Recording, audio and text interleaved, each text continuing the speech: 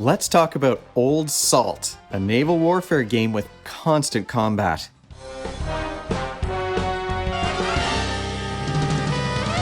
Welcome to Brains on Games. I'm Dr. Brian McDonald. In this episode, we're going to preview an upcoming game called Old Salt by Never Board Games. So this was sent to me a little while back by the folks over at Never Board, and here is the box of Old Salt.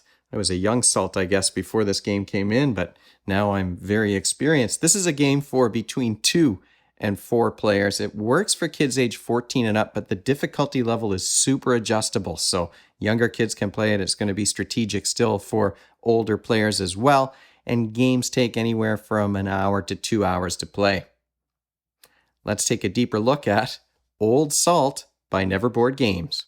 Like I said, this is a preview of an upcoming game, and I will put in the show notes a link to where you can find more information about the game itself. But here is the board for Old Salt, and it's thematic in terms of looking like a very old-fashioned map from pirate days, I guess you could say. You've got just this big board, and this is the sea that you're going to be sailing around in.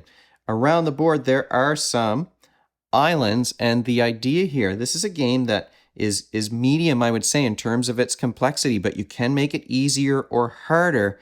But it's a game where you're trying to be the player who controls 6 islands to be the last player standing so that no other players have any ships left, or to have the most islands that you control at the end of the game. And you've got these really kind of neat flags that you're going to be flying over your island. It does lend the game some table presence because you're seeing these flags over the islands. Your little ships have masts that stand up, and that's how you tell which ship belongs to which player. The game is super adjustable. There are lots of different variants you can use. There are factions, of course. Each player is going to have a faction that has different powers. Now, you can play a variant where you're not using the faction powers, you're just using their flags and their colors. The box does, you can hear the materials, the masts and things rattling around in here. The box includes mini boxes for each of the different factions where you can store all of the pieces that they need to play the game. You can play with faction-specific ships, or you can draft the ships. You're going to be drafting 3 islands for each player. Each player is going to control 3 islands at the beginning of the game, and like I said, at the end, you're trying to win by controlling 6. Depending on the color, the ships have different abilities. For the most part, they can take 5 hits. The blue one is more, that's the Leviathan. It's more powerful. It has 8 damage before it's going to be sunk. The red ones here, they're zealots, and they get a free shot. They can fire on other ships without having to pay a coin for that. The green ships are among my favorites. There are yellow ones. Those are marksmen. They're long-range ships that can fire from a distance. But these green ones are really great. If an enemy destroys a green one, the ship is going to explode and damage all the ships around it. But the player can also detonate the ship and kind of sail it into enemy waters and blow it up in order to damage all of the ships that surround it. Once you've decided how you're going to draft your ships, and once you've drafted all of your islands, gameplay begins. Now, you're going to get, at the beginning of your turn, a coin for each of these islands, and you pay coins for various actions. Some of the faction-specific abilities require you to pay a coin or 2 or even 3 in order to play it. Firing your cannons requires coins. You've got to pay for your ammunition. And if you pay 2 coins, you might get to take 3 shots instead of just 1. So you start with a number of coins on each turn. You're going to get a number of coins equal to the number of islands you control, and then you're just going to take actions. You can move up to 3 ships. You can't move more than that, even though you're going to start with more ships than 3. You can only move 3 at a time. They can't move very far, although you have these colored corridors here in the game, and at random, some of those corridors are going to have trade winds that will allow your ships to move a little bit further. So each round, the trade winds are going to change. You can move your ships. You can also fire on enemy ships. You do that by rolling a die. They have this wooden die here in the box. The die does not have a 6 on it. It has a blank face, which is an automatic miss. So no matter what else is going on, you could be sitting right next to the enemy you're firing at. But if you roll a blank face, you're not going to hit them.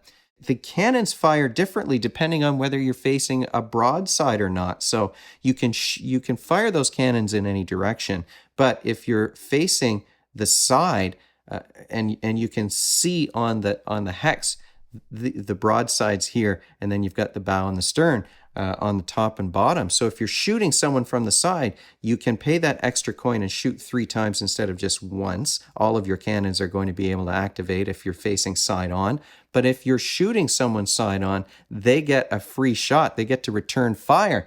It's harder to hit a ship from the front or the back. You get a penalty to the die roll if you're shooting at the front or the back. So it's either going to be harder to hit them, or they're going to have a chance to return fire. And even though for 1 coin you're going to get 1 shot, or for 2 coins you might be able to get 3, the weakest ship in this game can take 5 damage before you're able to sink it. So you really do have to work to sink these ships.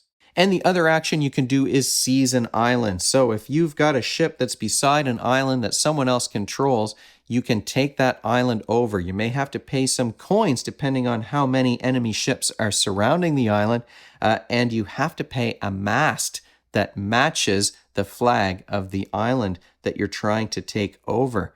What does that mean? Well, you have to have destroyed a ship of that faction before you can take over their island.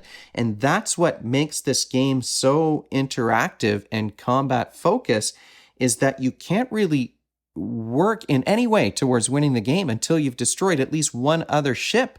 It's hard. We had one player who kind of liked to play defensively at the beginning and save up lots of money and just keep his ships out of the way. But then the game got to the end and they didn't have enough turns or enough movement to be able to really have any impact on the game at all, unfortunately. So they really got stuck. You have to get in there right away and start destroying the enemy ships, or else you're not going to have the mass that will allow you to take over an island. You can trade mass for coins as well, and the more of those little sales you have, it really multiplies. You can trade up to 3 and you'll get 8 coins if you trade in 3. But you're probably going to want to save 1 or 2 of those so that you can take over your enemy's islands. And you never have enough ships to defend all of your islands. And as the ships get destroyed, there's debris that's going to be floating on the water that's going to be in your way. That slows your movement. One of the factions can place debris on the board, and that slows down the enemy ships that are trying to follow it. So you can kind of block off routes to an extent, or at least slow down movement across routes on the map. And it's just because there are not a large number of turns, you've got to get your ships in there and just start shooting. I said at the beginning that this game is super flexible, and it's not even just the composition of your squad that's flexible, or the powers that you're going to get by choosing a faction. There is a second rule book in the box, a rule book that says formations and maneuvers. I mean, look at the size of this thing. These are all variant rules, scenario-based games that you can play with certain factions with different rules based on what scenario you're playing. There's a party version of the game in here. There are rules for a campaign that you could play. So it's just, there's so many different ways that you can play Old Salt, but you are going to be very much focused on combat often when you're playing this game. What skills are you practicing when you play Old Salt? Well, it's definitely a spatial game. This is a visual spatial problem that you have to solve. Your ships have limited movement, and you have a limited number of ships you can move per turn and a limited number of turns. So you've got to get your ships where you need them to go and plan ahead to make sure that they can get there. You might be trying to take advantage of those trade winds. You can see there's a stack of trade winds coming, and you know the next round which area is going to have a bonus movement or whether it's not going to have one at all. So that might affect your planning. So there is a lot of spatial problem solving. It's harder to hit ships when they're farther away. So you have to decide, do I want to get close? The closer you get, if you're on the broadside, the easier it will be for your opponent to hit you with that defensive fire. And that was sometimes frustrating for me. In one of the games that we played, I was trying my best to reduce the risk as much as possible. I was using the long-range range marksman ships to fire. So the only way that a ship could hit me is if they rolled the highest number, a 5, and I got hit by 4 of those in a row. My rolls were low and they were missing, and my opponents would roll defensive fire. Even though I was 5 spaces away and they needed to roll a 5 to hit me, they still managed to do it. So one of my ships was destroyed and I didn't even really get to do anything with it. It was a little frustrating.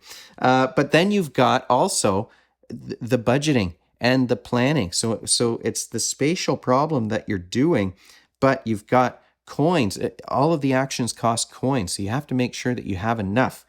You've got to plan ahead to use your turns efficiently. On one of the games, it did come down to the last turn. One player was going to win, but if he lost one island, then it was going to go to the other player. The other 2 players in the game had 3 islands each. He had 4, and we were coming down to the last turn, and his ships were too far away to defend his island, and one of the other players got to steal that from him. So you are using not just the spatial skills, but that planning and organization, the executive functions, those behaviors that you need to work towards a goal. Final thoughts about Old Salt. Well, this is a naval combat game, and it's been a long time since I can't think of the last time I played a game where where the interaction was so tight and the combat was so constant. Like it's one where you have to rush to attack those other ships, and it is hard to sink them. So it's there's a lot of interaction that's happening here, and there were deals that were happening around the table. I won't attack your ship this turn. If you don't attack mine next turn, let's take a turn to take the leader down a peg, or maybe knock out that marksman ship, or make sure that we destroy the hazard ship before it blows up all of ours. So it's really tight in terms of the interaction, and there's so much combat. Every turn, it's like I'm going to spend every single coin I have on fighting, or maybe I'm going to try and spend one turn just saving so that I have enough money to take lots of shots in the next turn after that. So it's super interactive, and you can't sit back for very long and watch what the other players are doing, or hope to win by the other players kind of whittling themselves down, because you need to destroy some ships in order to work towards your own victory points. The coins that you're earning are worth nothing except as ammunition for your abilities or for your cannons. The asymmetric powers also do make it a lot of fun, and it really adds to the replayability, where you're mixing things up quite a bit. And I was lucky enough in the first game to have the engineers, and they had a couple of those marksman ships. But of course, the bad luck was that I kept getting shot down. When I tried to hit anyone else, my ships were getting sunk instead.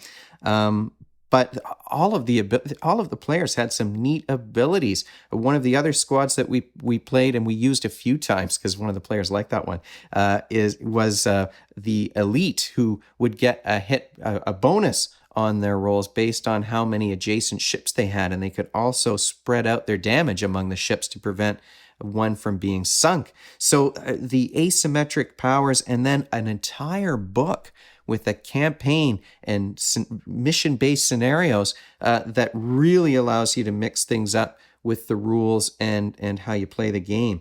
There's a table presence here too, with all of the standees and the big thick wooden boats that are quite colorful. The board itself is very unsaturated in terms of its color. It's meant to look like an old pirate map, but the board becomes colorful once you add the ships and the standees with those sails. Are there downsides, though, to this game? Well, I mean, it is so combat focused. There are some folks who would prefer maybe to have a game where you can do other kinds of strategies besides warfare, but this one is definitely focused more on a war game. The board isn't super colorful, but like I said, once you add everything else to it, it is much more thematic. Maybe the islands themselves could have stood out a bit more. I'm not sure if you can see these on the camera, but they are a little bit more green, but it is a very muted green, so everything is unsaturated, so it's not super colorful. And then, I had bad luck with my die rolls. Dice hate me. I should have that on my shirt. It never, I never do well in games where your success is based on the roll of a die. So for some folks, the randomness, I mean, it did eventually even itself out, right? I had a few bad turns, but the randomness of these die rolls, which is mitigated by putting your ships closer. The closer they are, the easier it's going to be for you to be successful in your hit rolls. But I know for some players, random die rolls is something that's a turnoff. But I would say this is a game where if you like these kinds of war games, the combat and the constant combat is something that was very exciting. It was quite thrilling, and the need to involve yourself in combat in order to work towards earning more coins each turn or taking over those islands was something that really made this game one that sucked us in. And it's the fact that it's so customizable. I mean, you can play it in so many different ways, and there's so many little variations on the rules that probably will keep players who like these kinds of games coming back to the table. So I have to thank Never Board Games once again for sending Old Salt my way. We had fun playing this one. I will, like I said, put information about the game in the show notes of this video. But if you have any questions or comments about Old Salt or anything else related to Brains on Games, you can leave them in the comments section below, or you can email me at brian@brainsongames.ca. Brainsongames.ca is the website. That's where future episodes will go, and the previous ones are up there already. Brains on Games is the Twitter handle and the Facebook page and the Instagram feed, so we're all over the place. And if you enjoyed this video and you want to be notified of future ones, you can head on over to YouTube and click that subscribe button. Thanks for joining me, and hopefully I'll see you next time.